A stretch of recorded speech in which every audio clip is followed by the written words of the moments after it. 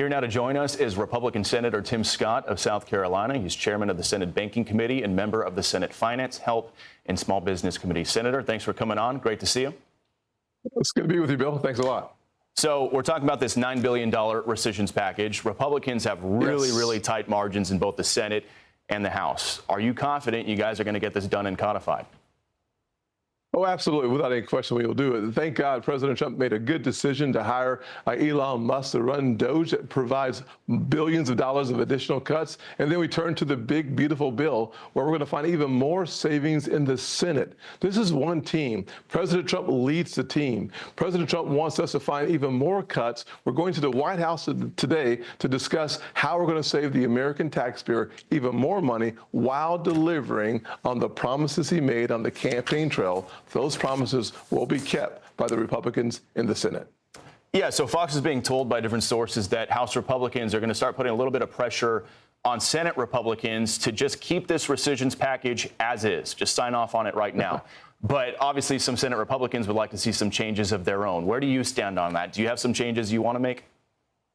Absolutely. We need to listen. I'm the chairman of the Banking Committee. We've already found billions of additional dollars that we can add to the cuts for the American people. Every chairman in the Senate has the responsibility of delivering even more cuts. We get that the House has done a good job of sending the bill across to us. We have to do a better job for the American people. It's the way we keep the American people's priorities in focus, and it's the way that we deliver on President Trump's policies and promises on the campaign trail. And I do want to get your thoughts on another topic in the headlines right now, which is this growing wave of anti-Semitism all across the country in recent weeks, violent attacks. Republicans in Colorado are pretty furious. This is after state Democrats held a fundraiser with Congresswoman Ilhan Omar literally just 30 minutes after Sunday's anti-Semitic terrorist attack in Boulder.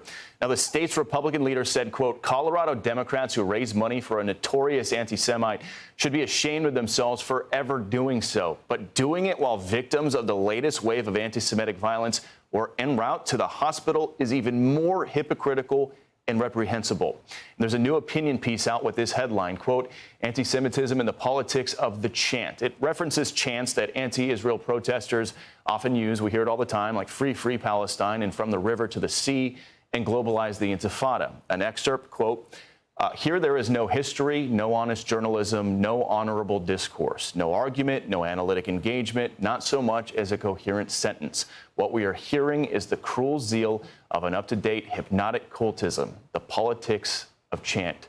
Senator, this started over a year ago, all across these college campuses, free Palestine, from the river to the sea, the Intifada. We've seen Hezbollah flags waving through New York City.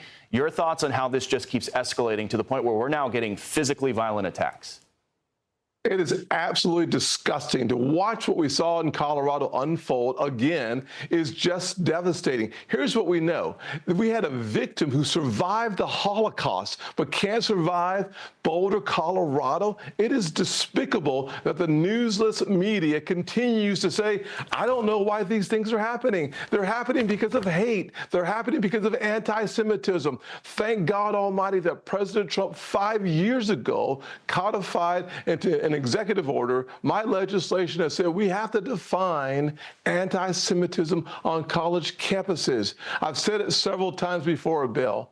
A visa to go to college in America is a privilege, not a right. I thank God Almighty that Marco Rubio has the courage to say, deport them. We are going to stop this wave of anti-Semitism from college campuses all across this country to the cities that say it's okay to coddle these idiots. They are criminals, and frankly, this one should never have been in our country. It is the feckless leadership of President Biden that allowed him to stay, and it is a strong leadership of President Trump that's deporting them. Yeah, it's been bizarre watching, the Hezbollah flags, the Hamas headbands being paraded throughout New York City, last year. Wild to see that.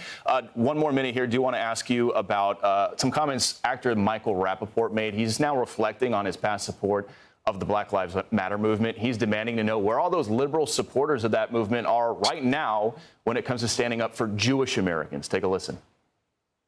Spoken out on behalf of Black Lives Matter, George Floyd. I have spoken out on behalf of women's rights. Every single thing under the sun on social media in the last, 10 years. Don't you feel like an asshole now for putting up a black square during Black Lives Matter when nobody is coming and saying anything on our behalf? It's sad.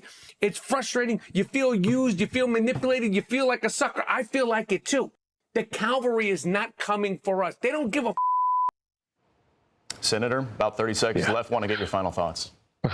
Well, there's no question. I understand his anger. I've said it 1,000 times. We, the people, should stand not just side by side by our Jewish community, but in front of our Jewish community. I've done so for the last several years, working with President Trump. But what we see on the liberal side, whether it's the Black Lives movement or not, we continue to see liberals turn a blind eye to the hate that's not their own. That is wrong. It's un-American. And it's antithetical to who we are as a nation. I am very thankful that the Conservative Party stands front and center with our Jewish community, calling for justice and calling for the deportation of those idiots and enemies of who we are as Americans to be kicked out of our country. Black Lives Matter always been on the wrong side of every single issue, including this issue as well. All right, Senator Tim Scott, good to see you. Thanks for coming on this morning. Thank you, Bill. Hey, it's Will Kane. Click here to subscribe to the Fox News channel on YouTube. It's the best way to get our latest interviews and highlights. And click to subscribe to the Will Kane podcast for full episodes right now.